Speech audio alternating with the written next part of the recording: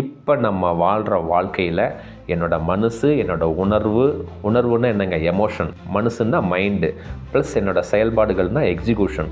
இந்த மூணும் எப்போ ஒரு நல்ல நிலையில் இருக்கோ அப்போ நம்ம சொர்க்கத்திலேயே இருக்கலாம். நரகத்தில் இருக்கிறேன் அப்படின்னு ஃபீல் பண்ணுறீங்கன்னா ஒரு 4 ஸ்டெப் சொல்கிறேங்க. இந்த 4 ஸ்டெப்பை நீங்கள் ஃபாலோ பண்ணிங்கன்னா 100% நீங்கள் சொர்க்கத்துக்கு வரலாம்.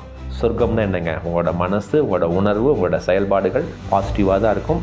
அந்த நேரத்தில் நீங்கள் என்ன கேட்குறீங்களோ உங்கள் தேவைகளை நமக்கு மேலே இருக்கிற சக்தி 100% கொடுத்தே தீரும். இவ்வளோ தான் கான்செப்ட். ஃபஸ்ட்டு எண்ணங்களின் வேகத்தை ஒழுங்குமுறைப்படுத்துங்க, சுவாசத்தை கவனித்து. 2வது விஷயம், வர எண்ணங்களுக்கு மதிப்பு கொடுத்து பதில் சொல்லுங்கள், நான் என்ன செயல்படுத்தணும்னு பாருங்கள். 3வது விஷயம், நன்றி உணர்வு, கிராட்டிடியூடாக இருங்க.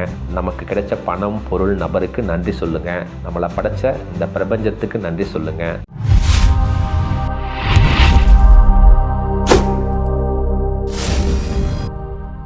அன்பு வணக்கம். ஒரு அற்புதமான தலைப்பை நம்ம விவாதிக்கலாங்க. அதாவது எல்லாருக்குமே தெரியும் சொர்க்கம்னா என்ன, நரகம்னா என்னன்னு தெரியும். இந்த பதிலை நீங்கள் மனசுக்குள்ளே வச்சுக்கோங்க. இந்த வீடியோனுடைய முடிவில் சொர்க்கம்னா என்ன, நரகம்னா என்னங்கிறது உங்களுக்கு புரியும். ஒரு கதை, நம்ம கதையில் ஒரு இளைஞன் ஹீரோன்னு வச்சுக்கலாம். அந்த ஹீரோவுக்கு இதே ஒரு கேள்வி, சொர்க்கம்னா என்ன, நரகம்னா தெரியல. இதுக்கு அவருக்கு கேள்வி தெரியல. என்ன பண்ணுறாரு, ஒரு 30,000 சம்பாதிக்கிறாரு, வேலை செஞ்சிட்ருக்காரு. ஒரு 30,000 வருமானம் வருது, ஒரு குடும்பம் இருக்குது, குழந்தைங்க இருக்குது, கரெக்டாக தான் போயிட்டுருக்கு. பார்த்தீங்கன்னா இவருக்கு இந்த ட்ரேடிங் ஆப் மூலமாக கால் வருது. இப்படி பண்ணால் 100 மடங்கு லாபம் வரும், 200 மடங்கு லாபம் வரும், 500 மடங்கு லாபம் வரும்னோடனே ஒரு ஆசையின் காரணமாக என்ன பண்ணுறாரு, பொண்டாட்டி நகையெல்லாம் வைக்கிறாரு. ஒரு 5 லட்ச ரூபாய்க்கு வச்சு ட்ரேடிங் பண்ணுறாரு. லாபம் 10 லட்ச ரூபான்னு இருக்குது, ஆனால் பணம் எடுக்க முடியல. மறுபடியும் பணம் போடுறாரு, தன் ஃப்ரெண்ட்ஸ் கிட்ட வாங்குறாரு, ஆப் லோன் வாங்குறாரு, தெரியாதவங்க கிட்டலாம் லோன் வாங்குறாரு. என்னென்ன பாசிபிலிட்டிஸ் இருக்கோ எல்லாத்தையுமே வாங்கிட்டாரு. ஆனால் ப்ராஃபிட் அவரால் எடுக்க முடியல. 30 லட்ச ரூபா லாஸ் ஒரு 6 மாதத்தில். என்ன செய்கிறதுனே தெரியல. வருமானம் 30,000 தான் வருது, ஆனால் டியூ கட்ட வேண்டியது 2 லட்ச ரூபாய்க்கு மேலே போயிடுச்சு. என்ன செய்கிறதுனே தெரியல. ஐயோ என்னடா பண்ணுறது, நம்ம செத்து போயிடலாம் அப்படின்னு சொல்லி ஒரு மனசுக்குள்ளே ஒரு எண்ணம் வந்துருச்சு. செத்து போயிட்டா நம்ம நிறைய பாவங்கள் தானே பண்ணியிருக்கோம். கடன் வாங்கினவங்களுக்கு நம்ம பணம் தரல, தெரிஞ்சவங்க கிட்டலாம் வாங்கியிருக்கோம், பொண்டாட்டி நகையை வச்சுருக்கோம், குழந்தை இருக்குது. அப்போ நம்ம தப்பு நிறையா பண்ணுறோமே. அப்போது நம்ம செத்து போயிட்டா நரகத்தில் தானே போயிருக்கணும், அங்கேயும் போய் கஷ்டப்படணுமே, எதுக்கு நம்ம கஷ்டப்படணும் அப்படின்னு சொல்லி யோசனை பண்ணுறாரு. அப்போ தான் இவருக்கு அந்த கேள்வியே வருது, சொர்க்கம்னா என்ன, நரகம்னா என்ன. அப்போது நல்லது செஞ்சவங்க தான் சொர்க்கத்துக்கு போகலாம், நான் நல்லதே செய்யலையே, நான் ஒரு ஆசையின் காரணமாக பணம் நிறையா வரும்னு சொல்லி மற்றவங்ககிட்டலாம் பணத்தை வாங்கி அவனுக்கும் பணம் கொடுக்காம எல்லார்கிட்டையும் பொய் சொல்லிட்டு தானே இருக்கிறேன், அதுவும் பொண்டாட்டிக்கிட்டே உண்மையை சொல்ல. இதுதான் இந்த நம்ம ஹீரோ செஞ்சிட்ருக்காரு. அப்போது நம்ம செத்தா சொர்க்கத்துக்கு இருக்க முடியாது, நரகத்தில் தான் இருக்கணும். ஐயோ என்ன செய்கிறதுன்னு தெரியலையே, செத்தா கூட நம்ம நிம்மதியாக இருக்க முடியாதே அப்படின்னு சொல்லிட்டு யோசனை பண்ணிகிட்டே இருக்கான். சொர்க்கம்னா என்ன, நரகம்னா என்ன, நம்ம என்ன செய்யலாம் அப்படிங்கும்போது ஒரு முனிவர் வராரு, ஒரு துறவி வராரு. ஐயா சொர்க்கம்னா என்ன, நரகம்னா என்ன, கொஞ்சம் பதில் சொல்லுங்கள் அப்படின்னு சொன்ன உடனே அந்த துறவி அப்படி அவனை பார்க்குறாரு. அறிவு கெட்ட நாயே, அறிவு இருக்காடா, உனக்கெல்லாம் மூளை இருக்கா, சோறு சாப்பிட்றியா, வேறு எதாவது சாப்பிட்றியா அப்படின்னு உனக்கு பயங்கர கோவம் வந்துருச்சு. நம்ம ஹீரோவுக்கு கோவம் வந்துட்டு, ஐயா நான் சொர்க்கம்னா என்ன, நரகம்னா என்னன்னு கேட்டேன், பதில் தெரிஞ்சால் சொல்லுங்கள், அதுக்கு எங்கே இப்படி திட்டுறீங்க அப்படின்னு. அறிவு இருக்காடா, உன்னெல்லாம் பைத்தியக்காரன்டா, நீ எல்லாம் முட்டாள்டா அப்படின்னு சொன்னோடனே எனக்கு பயங்கரமான கோவம் வந்துருச்சு. உடனே பக்கத்தில் ஒரு மிகப்பெரிய கல் ஒன்று இருக்குது, அதை தூக்கி இந்த செத்தாண்டா சேகர்னு சொல்லிட்டு அந்த முனிவர் மேலே தூக்கி போட போயிட்டான். உடனே அந்த இடத்துல முனிவர் என்ன சொல்கிறாரு, கொஞ்ச நேரம் அமைதியாக இருப்பா, இப்போ உன்னோட மனசு, உன்னோட உணர்வு, உன்னோட செயல்பாடு நரகத்தில் இருக்குது, புரியுதா உனக்கு அப்படின்னாரு. அப்போ தான் அவனுக்கு புரியுது. என்னை மன்னிச்சுக்குங்கய்யா அப்படின்னு சொல்லி காலில் விழுந்து மன்னிப்பு வாங்கிட்டு, ரொம்ப நன்றிங்கய்யா, என்னை புரிய வச்சிட்டிங்கும் பொழுது இப்போ உன்னோட மனசு, உன்னோட உணர்வு, உன்னோட செயல்பாடுகள் சொர்க்கத்தில் இருக்குது அப்படின்னு சொல்கிறாரு. இப்போ புரிஞ்சுக்கிட்டிங்களா, சொர்க்கம்னா என்ன, நரகம்னா என்னன்னு புரிஞ்சுக்கிட்டிங்களா? அதனால் இந்த நொடியிலிருந்து நம்ம செத்துட்டா சொர்க்கத்தில் இருக்கணும், நரகத்தில் இருக்கணும் அப்படிங்கிறதெல்லாம் ஒன்றுமே கிடையாதுங்க. இப்போ நம்ம வாழ்கிற வாழ்க்கையில் என்னோட மனசு, என்னோட உணர்வுன்னா என்னங்க, எமோஷன், மனசுன்னா மைண்டு, ப்ளஸ் என்னோட செயல்பாடுகள்னால் எக்ஸிக்யூஷன். இந்த மூணும் எப்போ ஒரு நல்ல நிலையில் இருக்கோ அப்போ நம்ம சொர்க்கத்திலேயே இருக்கலாம். இதுக்கு பேர் தான் ஆன்மீகத்தில் பாசிட்டிவாக இருக்கணும், நேர்மறை எண்ணங்களோடு இருக்கணும் அப்படின்னு சொல்கிறாங்க. சரி சார், நீங்கள் சொல்கிறதெல்லாம் கரெக்டு சார். இப்போ எனக்கு பல சூழ்நிலைகள் நடக்குது. ஒரு பிஸ்னஸில் லாஸ் ஆகிடுச்சு, என் ஃப்ரெண்டு என்னை ஏமாற்றிட்டான், எனக்கு வர வேண்டிய பணம் வரல, ஒரு வேலையில் எனக்கு ப்ரமோஷன் கிடைக்கல, என் மனைவி இப்படி இருக்கிறாங்க, என் மாமியார் இப்படி இருக்கிறாங்க. இப்போ நான் என்ன சார் பண்ணுறதுன்னா 4 வழிகள். அப்போது நீங்கள் இப்போ நரகத்தில் இருக்கிறேன் அப்படின்னு ஃபீல் பண்ணுறீங்கன்னா ஒரு 4 ஸ்டெப் சொல்கிறேங்க. இந்த 4 ஸ்டெப்பை நீங்கள் ஃபாலோ பண்ணிங்கன்னா 100% நீங்கள் சொர்க்கத்துக்கு வரலாம். சொர்க்கம்னா என்னங்க? உங்களோட மனசு, உங்களோட உணர்வு, உங்களோட செயல்பாடுகள் பாசிட்டிவாக தான் இருக்கும்.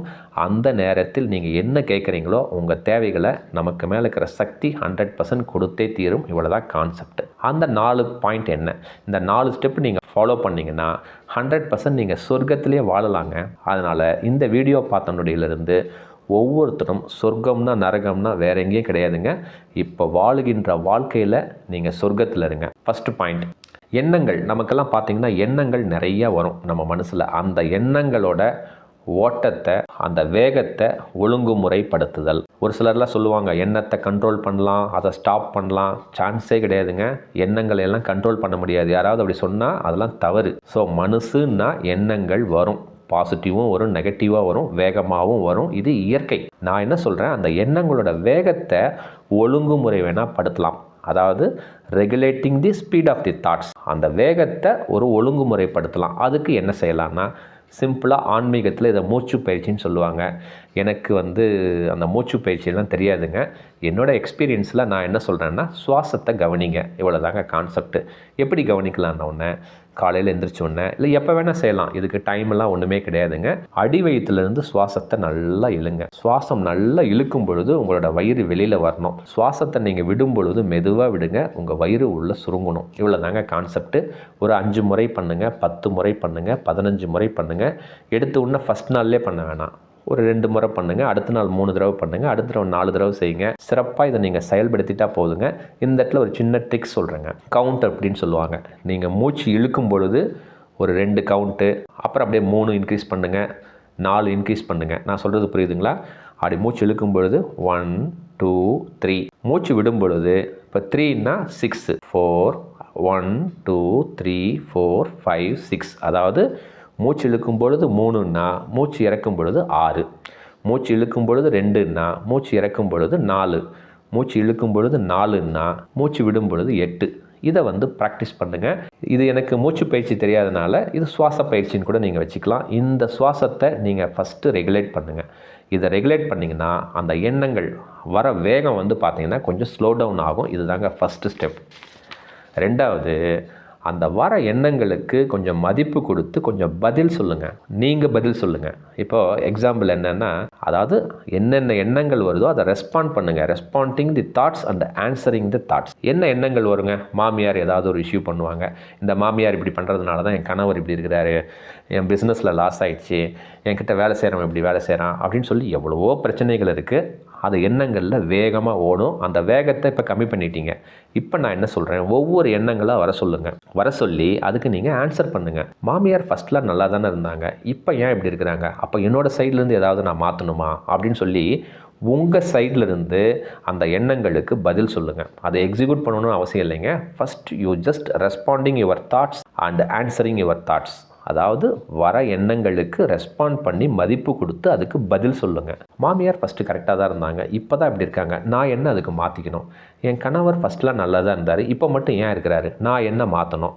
என் பிஸ்னஸ் நல்லா தான் போயிட்டு இருந்தது, இப்போ ஏன் லாஸ் வருது, அப்போ நான் என்ன செய்யணும்னு சொல்லிட்டு உங்கள் சைட்லேருந்து என்ன இன்புட் கொடுக்க முடியும் அப்படிங்கிறத ஃபஸ்ட்டு யோசனை பண்ணுங்கள். இது 2வது பாயிண்ட். 3வது பாயிண்ட்டு கிராட்டிடியூட், நன்றியுணர்வு. அதாவதுங்க, இந்த பிரபஞ்சம் அல்லது நமக்கு மேலே இருக்கிற சக்தி, அது இறைவனாக இருக்கலாம், கடவுளாக இருக்கலாம். பிரபஞ்சம்னு நான் சொல்கிறேன், இறைவன் கூட நீங்கள் வச்சுக்கோங்க, இல்லை உங்களுக்கு பிடிச்ச கடவுள் பேர். ஏதோ இந்த கடவுள் நமக்கு மேலே இருக்கிற சக்தி தாங்க நம்மளை படைச்சிருக்கு. நான் உயிர் வாழ்கிறதுக்கு தேவையான அத்தனை அம்சங்களையும் இந்த நொடி வரைக்கும் கொடுத்துட்ருக்கு. பஞ்சபூதம்னா என்னங்க? நீர், நிலம், காற்று, நெருப்பு, ஆகாயம். இந்த 5ம் நான் உயிர் வாழ்கிறதுக்கு தேவையான அத்தனையும் நான் கேட்காமலேயே கொடுத்துட்ருக்கு, உங்களுக்கும் கொடுத்துட்ருக்கு. ஃபஸ்ட்டு அதுக்கு நன்றி சொல்லுங்கள். அதை நீங்கள் பஞ்சபூதங்கள்னு வச்சுக்கிட்டாலும் சரி, இயற்கைன்னு வச்சுக்கிட்டாலும் சரி, நேச்சுரல்ஸ்னு வச்சுக்கிட்டாலும் சரி, பிரபஞ்சம்னு வச்சுக்கிட்டாலும் சரிங்க, இல்லை இறைவன் வச்சுக்கிட்டாலும் சரி, அல்லது உங்களுக்கு பிடிச்ச கடவுள் பேரை கூட சொல்லுங்கள். ஃபஸ்ட்டு என் உடலுக்கு தேவையான உயிர் வாழ அத்தனை அம்சங்களையும் கொடுத்த இறைவனுக்கு, இந்த பிரபஞ்சத்துக்கு ஃபஸ்ட்டு நன்றி சொல்லுங்கள். அதுக்கப்புறமா நம்மளை சுற்றி இருக்கிறவங்க, நமக்கு பணம் கிடைச்சிருக்கோம், பொருள் கிடைச்சிருக்கோம், நபர் கிடைச்சிருப்பாங்க. இப்போ பணம் கம்மியாக தான் வருதுன்னு சொல்லி நன்றி சொல்லாமல் இருக்காதீங்க.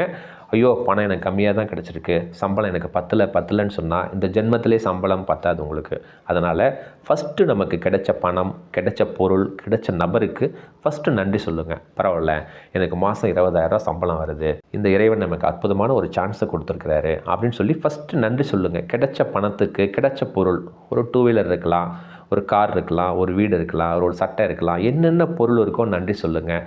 கிடைச்ச நபர், அப்பா, அம்மா, ஒரு ஆஃபீஸில் உங்கள் ஸ்டாஃப்ஸு, ஃப்ரெண்ட்ஸு, உங்கள் குழந்தைங்க, கணவன், மனைவி, மாமியார் எல்லாத்துக்குமே ஃபஸ்ட்டு நன்றி சொல்ல பழகுங்க.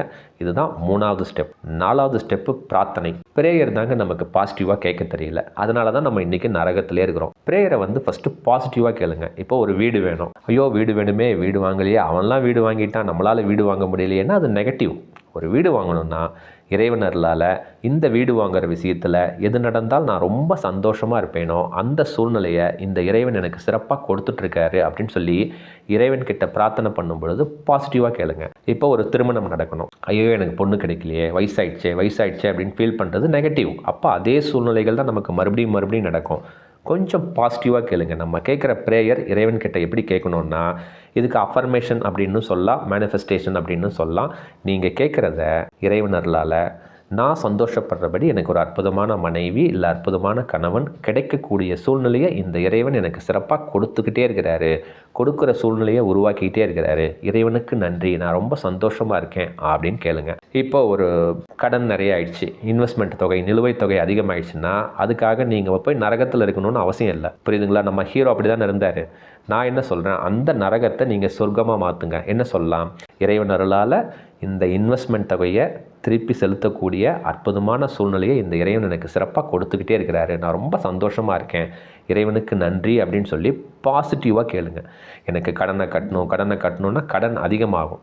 உடலில் ஏதாவது நோய் வந்துருச்சு, ஐயோ எனக்கு இந்த நோய் வந்துருச்சுன்னா நோய் அதிகமாகும். அதுக்கு வேறு மாதிரி கேளுங்க, நான் ரொம்ப நலமாக இருக்கேன், நான் நலமாக இருக்கக்கூடிய சூழ்நிலையை இறைவன் எனக்கு சிறப்பாக கொடுத்துட்ருக்காரு அப்படின்னு சொல்லி அந்த மாதிரி நீங்கள் கேளுங்க. ஜஸ்ட் இந்த 4 பாயிண்ட்டை நீங்கள் செயல்படுத்துனீங்கன்னா 100% நீங்கள் நரகத்திலிருந்து சொர்க்கத்துக்கு வந்துடலாம். சொர்க்கத்தில் வந்துட்டிங்கன்னா உங்களோட மனசு, உங்களோட உணர்வு, உங்களோட செயல்பாடுகள் 100% ரிசல்ட்டை மட்டுமே கொடுக்கும். 4 விஷயத்தை ஒரு தடவை ரிமைண்ட் பண்ணுறேங்க. ஃபஸ்ட்டு எண்ணங்களின் வேகத்தை ஒழுங்குமுறைப்படுத்துங்க, சுவாசத்தை கவனிச்சு. 2வது விஷயம், வர எண்ணங்களுக்கு மதிப்பு கொடுத்து பதில் சொல்லுங்கள், நான் என்ன செயல்படுத்தணும்னு பாருங்கள். 3வது விஷயம், நன்றியுணர்வு, கிராட்டிடியூடாக இருங்க. நமக்கு கிடைச்ச பணம், பொருள், நபருக்கு நன்றி சொல்லுங்கள். நம்மளை படைச்ச இந்த பிரபஞ்சத்துக்கு நன்றி சொல்லுங்கள். 4வது விஷயம், நம்ம தேவைகளை பாசிட்டிவாக ப்ரேயர், அஃபர்மேஷன், மேனிஃபெஸ்டேஷன் மூலமாக பாசிட்டிவாக கேளுங்க. இந்த 4ஐயும் செயல்படுத்தினா உங்களோட மனசு எப்போவுமே சொர்க்கத்திலே தான் இருக்கும். ஒன்ஸ் நீங்கள் சொர்க்கத்தில் இருந்தீங்கன்னா உங்களை சுற்றி இருக்கிற சூழ்நிலைகள் ரொம்ப பாசிட்டிவாக இருக்கும். உங்கள் தேவைகள் 100% கிடைச்சே தீரும். இவ்வளோதாங்க கான்செப்ட்டு. உங்களுக்கு ஒரு சந்தேகம் வரும், சார் இதெல்லாம் நான் எவ்வளோ நேரம் சார் செய்யணும், எவ்வளோ நாள் செஞ்சால் இந்த ரிசல்ட் வரும்? ஜஸ்ட்டு 3 days பண்ணுங்கள். 3 daysலே நீங்கள் சொர்க்கத்துக்கு வந்துடலாம். இவ்வளோதாங்க கான்செப்ட்டு. இதை செயல்படுத்துறதுல உங்களுக்கு ஏதாவது சந்தேகங்கள், கேள்விகள் இருந்தால் என்னுடைய வாட்ஸ்அப் நம்பர் 9080274280 வாய்ஸ் மெசேஜ் கொடுங்க. கட்டணம்லாம் எதுவும் கிடையாதுங்க. நான் எப்போ ஃப்ரீயாக இருக்கிறேனோ டைம் ஸ்லாட் கொடுக்குறேன், உங்களோட பேசுகிறேன். அற்புதமாக செயல்படுத்தலாம். 100% நீங்கள் இந்த 4 ஃபார்முலாவை நீங்கள் 4 ஸ்டெப்பை ஃபாலோ பண்ணிங்கன்னா ஜஸ்ட் 72 ஹவர்ஸ்க்கு முன்னாலேயே நீங்கள் நரகத்திலிருந்து சொர்க்கத்துக்கு வந்துடலாம். எந்த பிரச்சனைகளும் இருந்தெல்லாம் சொர்க்கத்தில் நீங்கள் ஒன்ஸ் வந்துட்டிங்கன்னா எல்லா பிரச்சனையும் தட்டி தூக்கலாம். சிறப்பாக செயல்படுத்துங்க. இந்த வீடியோ உங்களுக்கு ரொம்ப பிடிச்சிருக்கும் அப்படின்னு நான் நம்புகிறேங்க. சிறப்பாக உங்கள் நண்பர்களுக்கு, உறவினர்களுக்கு, யாருக்கு தேவைப்படுதோ அவர்களுக்கு இதை ஷேர் பண்ணுங்கள். அடுத்த காணொளியில் இன்னும் ஒரு அற்புதமான தலைப்பில் நிறைவாக சந்திக்கலாங்க. மிக்க நன்றி, மகிழ்ச்சி.